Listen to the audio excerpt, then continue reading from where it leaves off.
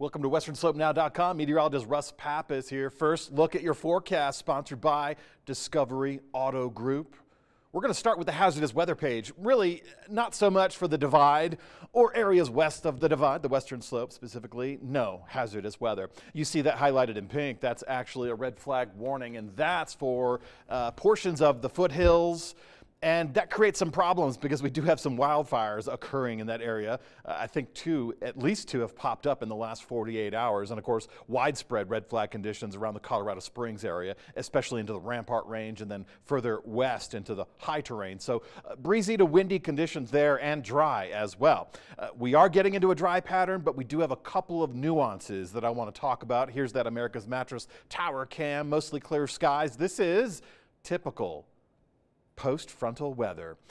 Near Bluebird, dry conditions, lots of sunshine. I think I even should have been using sunblock today. I spent some time in the garden putting it to bed for the winter, and I think I got some sun. Current temperatures as of this recording, we're talking about upper 40s at Montrose, low 50s at Grand Junction.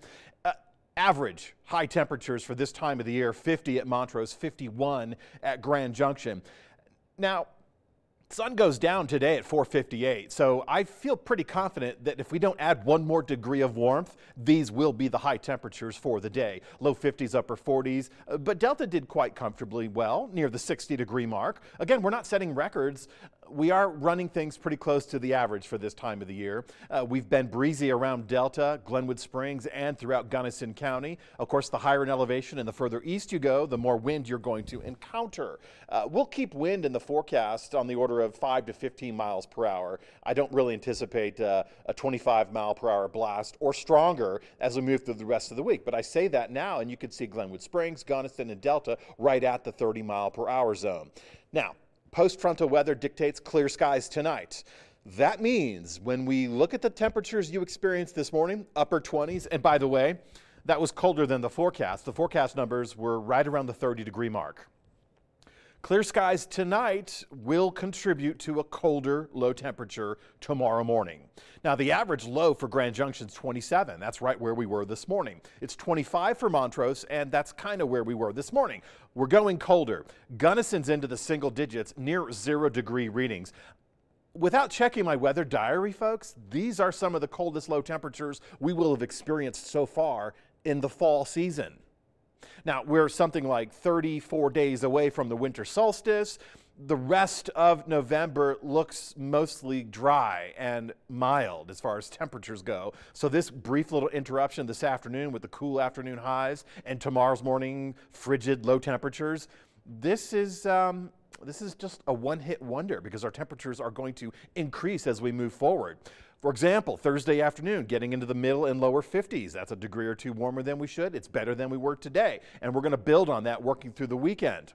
In fact, we're not really building anything on radar. It's a quiet sweep across the Centennial State. Not much. Now remember, I was talking about the storm track, which is running west to east. That's the natural flow, and I don't have to reiterate that. But I mention it because these storms are tracking in the northern latitudes. Western Canada getting a lot of snow. The Pacific Northwest getting way too much rain. Now, storm track's going to continue well to our north, and that means we catch the southern end of things. And mostly, we get increased cloud coverage. Now, here comes the problem. Here's the fly in the ointment. Because that near total lunar eclipse, that's scheduled for early Friday morning. We're going to have increasing cloud coverage. That's going to put a significant damper on our viewing. Now, previously, I had anticipated cloud coverage coming in about 12 hours later. That doesn't appear to be the case right now. So it looks like we're building clouds in Friday night. That's going to obscure the full moon, and it's going to obscure this near lunar eclipse. Now, don't worry, we'll catch one in May of 2022. Okay, so that's worth waiting for. But unfortunately, with the added cloud coverage, because these systems are tracking to our north, with the added cloud coverage as the main impact and very light snow in the northern mountain zones as the secondary impact, that's about it. I don't think we're going to get much of a hit in the temperature department, but we are going to miss out on this. So this creates cloud coverage on Friday. We see another storm system doing the exact same thing later this weekend around Sunday. That could lower our temperatures a little bit, and in fact, it does. But that puts us down to the near norm for this time of the year.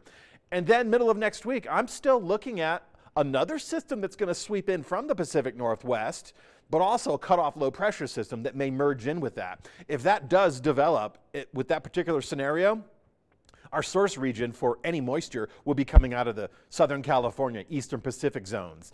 That getting caught up in the natural order of things with that Pacific Northwest cold front, you already see the temperatures dropping after the midweek, increased cloud coverage. What we don't have is a good rain or snow signature just yet. So we're going to wait another 48 hours to see if we can get this cutoff low pressure system in the model output to see if it comes to fruition.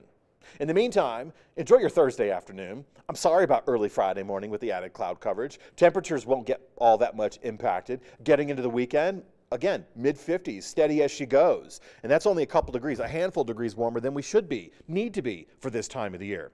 Sun goes down at 4:57, 4:58, depends on your location. Sunrise happens 6:57, 7:01. So we'll just call it 5 p.m. sunset, 7 a.m. sunrise. Now, Montrose is no different. We're going to get that added cloud coverage on Friday. That's going to prevent any viewing of the near total lunar eclipse. The further south you go into the San Juans, the dark skies, that's likely what you need to do Friday morning if you want to catch that. But don't worry, if you don't want to travel, wait till May of 2022. That'll be the next opportunity to view it. Looking at temperatures again, 50 is the average for Montrose, high. 25 is the average for Montrose, low. And you can see once we get to Thursday afternoon and by Friday morning, we've achieved those averages, and that's where we're going to stay, near the seasonal average through the weekend and into the middle of next week. Remember the caveat, right before Thanksgiving, I'm watching that cutoff low pressure system for development. If it develops and the timing is correct, we could see a storm system. Right now, most of the models are trending drier. That means it's not going to happen. But we're still way too far out into the future to hang our hat on that forecast.